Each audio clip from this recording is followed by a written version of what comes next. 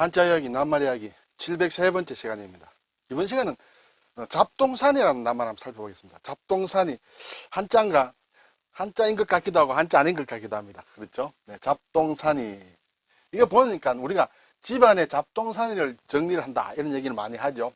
얼핏 제가 어떤 사전을 보니 잡다한 것이 한데 뒤섞였다. 그렇죠? 막 그런 물건을 잡동산이. 그럴듯하게 반듯하지 못하고 자잘한 것, 그런 것을 잡동산이다. 또는 그런 사람, 그런 아주 자잘한 사람을 뭐 잡동산이라 하는 모양인데, 글쎄 이런 표현은 잘 쓰는지 모르겠습니다만 어쨌든 인터넷 사진에 나와 있다 이렇게 되겠습니다. 그러면 잡동산이란 말이 어떻게 된 말이냐? 원래는 한자로 잡동산이가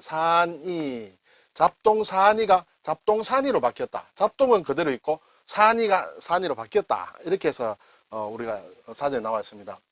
자, 글자를 한번 살펴볼까요? 그러면 잡은 이제 섞였다는 것이죠. 잡스럽다. 네, 복잡하다, 혼잡하다.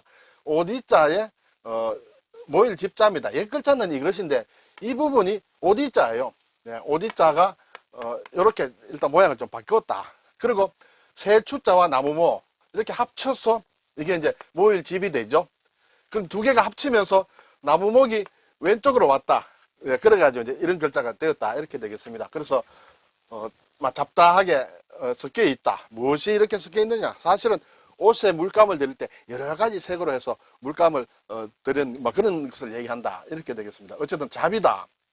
동이라는 것은 이제 한 가지 동이에요. 그래서 동이라는 것은 사실 여러 가지 해석을 하기도 합니다만 여기에서는 지금 무릎범에다 무릎범과 입구로 합친 걸로 했습니다. 제가 다른 곳에서는 또 이렇게 어떤 지름이 같은 어떤 원통 같은 걸 얘기한다. 그래서 같다라는 뜻으로 또 얘기를 하는데, 또 어떤 사전에서는 무릎범이다. 그리고 입구다. 무릎범이라는 것은 이것은 어떤 그릇의 모양이다. 네모난 그릇의 모양에 구멍이 뚫려 있다.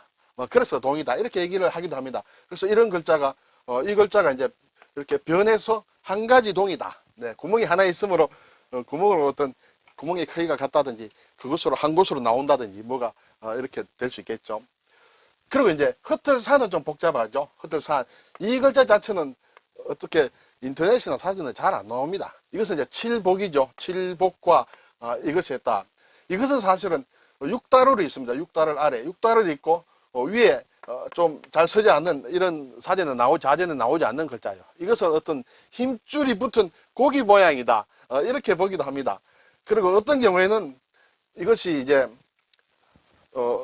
대나무다. 대나무 죽이다. 그렇게 보기도 합니다. 그래서 대나무 마디에 이것을 두드려서 편다라는 그런 뜻으로도 쓰는데, 저는 이것을 고기다. 힘줄이 있는 고기다. 고기를 이렇게 편다.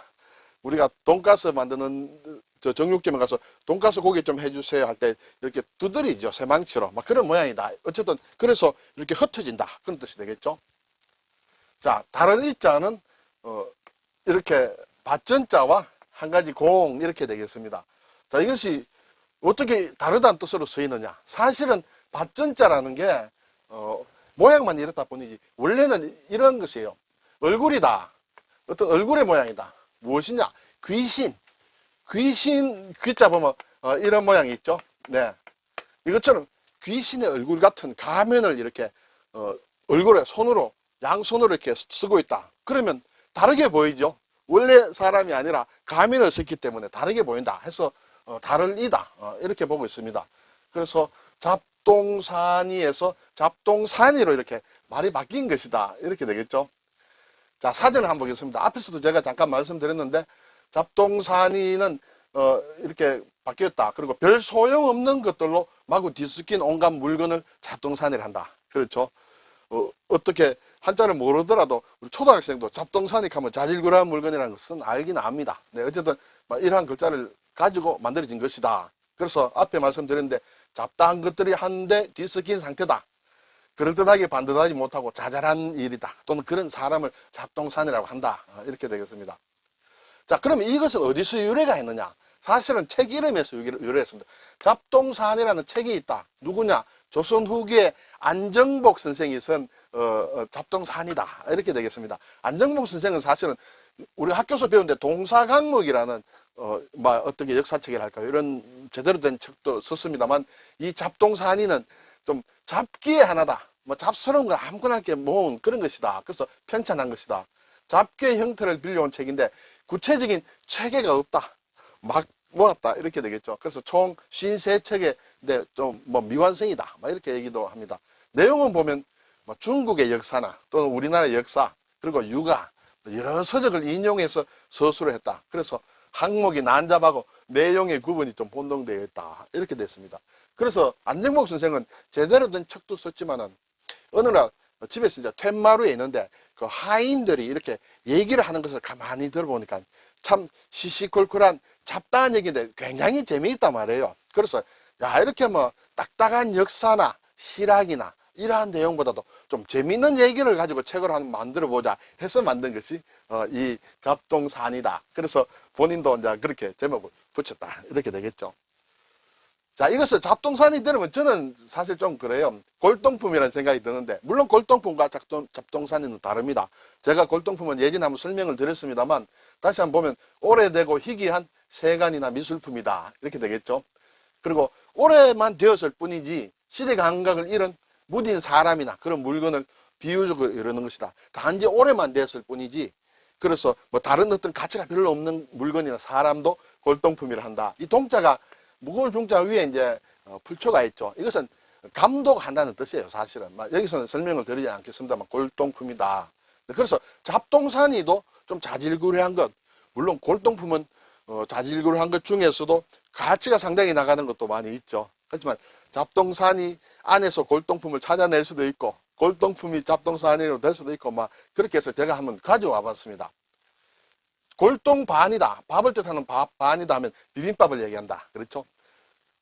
그리고 골동면이다 하면 비빔국수를 얘기한다. 뭐 이렇게 얘기를 합니다. 요즘은 뭐 이런 말 골동면 잘 안 쓰지만은 예전부터 쓰여준 한자 말이 있다라는 그런 것이 되겠습니다. 이 산자 보면 잡동사니에 산을 긋는다는 것인데 저는 이 글자가 상당히 중요한 글자다 이렇게 보고 있습니다. 그래서 우리가 산화를 한다. 꽃처럼 진다. 예. 혼비백상, 혼이 날아가고 백이 이렇게 흩어진다. 그런 뜻이죠. 혼비백산. 산책을 한다. 산보를 한다. 자유롭게 거니는 것을 얘기합니다. 그렇죠? 산조다. 산조도 상당히 중요한 말이죠. 어떻게 보면 우리나라의 어떤 국악의 산조라는 것은 서양 음악의 제조와 같은 것이다. 아주 자유분방한 그런 것을 갖는 것을 산조라고 한다. 산문도 이렇게 형식에 얽매이지 않고 이렇게 쓰는 그런 산문이다. 해산을 한다는 데도 쓰죠. 수학에 보면 분산이라고 있습니다. 나누었다. 그리고 흩어졌다. 분산이 어느 정도냐 할 때 그런 기본적인 것을 이렇게 쓴다. 산포도라는 것도 있죠. 중학교 때인가요 나오죠. 산포. 흩어져 있고 흩어져서 있다는 것이에요. 포진한다 할 때 여기저기 점점이 흩어져 있는 것. 그것을 산포. 그 정도가 산포도다 이렇게 되겠죠.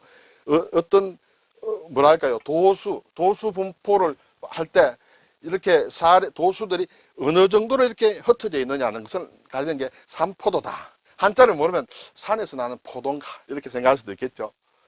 네, 오늘 잡동사니를 보았습니다. 잡동사니인데 이것은 잡동사니에서 산이로 바뀌는 그런 낱말이다. 이것을 한번 살펴보았습니다. 감사합니다.